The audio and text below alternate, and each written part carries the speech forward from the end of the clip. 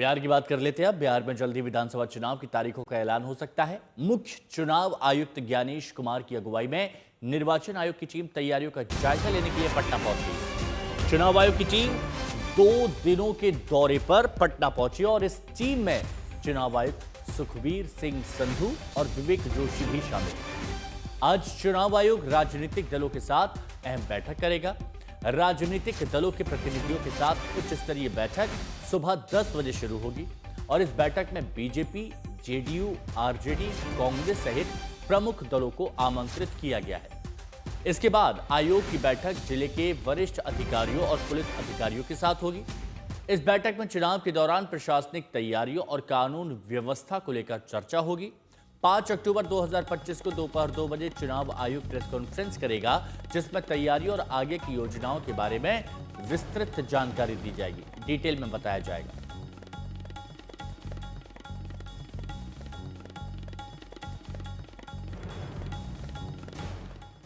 तो बिहार में चुनाव आयोग की टीम के दौरे के साथ ही चुनाव की उल्टी गिनती भी शुरू हो गई और यह माना जा रहा है कि बिहार में तैयारियों का जायजा लेने के ठीक बाद आयोग विधानसभा चुनाव का ऐलान कर सकता है।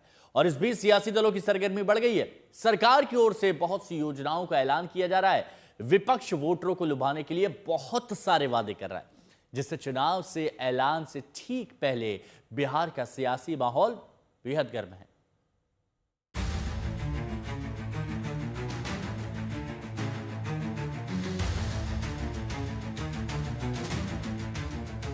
सियासी हलचल बड़ी हुई है।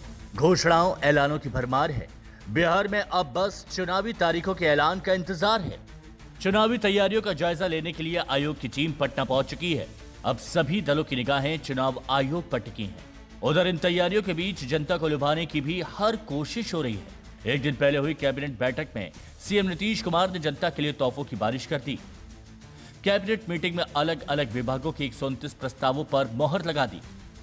दिवाली और छठ से पहले राज्य के सरकारी कर्मचारी और पेंशनर्स का महंगाई भत्ता 3% बढ़ा दिया। गरीब बच्चों की स्कॉलरशिप को दोगुना कर दिया।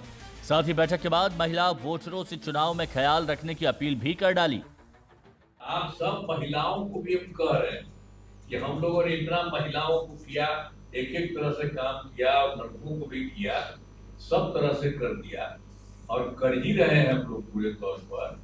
लेकिन अब हम लोगों को केंद्र का भी सहयोग मिल रहा है। आप जानते हैं बिहार कितना आगे बढ़ रहा है, कितना ज्यादा बढ़ रहा है।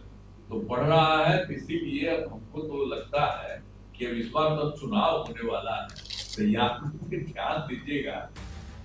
एनडीए पूरी ताकत से एक बार फिर बिहार में सरकार बनाने की तैयारी में जुटा है और इसी बीच आज पीएम मोदी वर्चुअल संवाद के जरिए बिहार के युवाओं को बड़ी सौगात देने जा रहे हैं।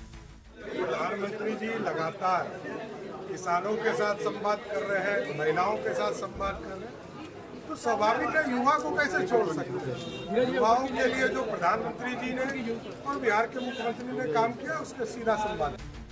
सीएम नीतीश कुमार और बीजेपी की इन तैयारियों के बीच विपक्ष ने भी मोर्चा संभाल रखा है। महागठबंधन की ओर से इस बार चुनावी जीत का दावा हो रहा है। चुनाव से ठीक पहले एनडीए पर हमला तेज हो रहा है।